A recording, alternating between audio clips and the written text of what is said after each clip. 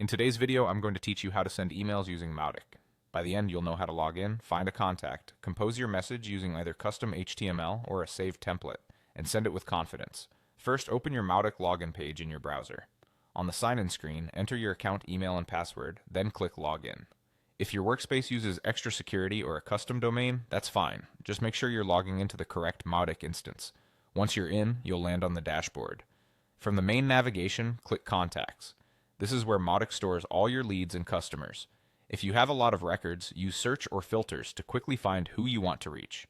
Next, select a contact to open their profile. Take a moment to confirm the email address looks correct and that the contact is eligible to receive messages. It's always a good idea to respect consent and compliance requirements for your region. On the Contacts page, click Send Email. This opens the Compose window for a one-off message to this specific person. At the top, type your subject. Keep it clear, concise, and value-focused.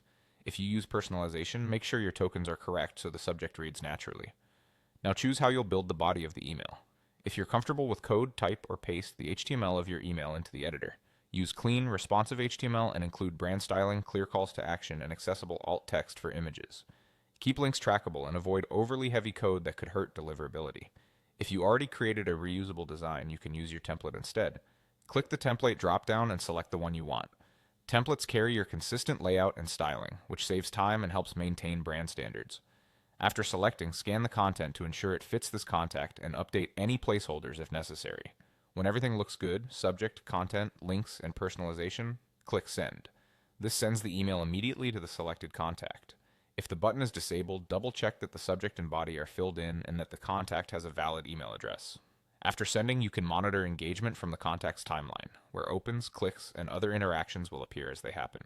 For best results, make sure your sending domain from address and authentication, like SPF and DKIM, are properly configured in your Mautic settings so messages reach the inbox reliably.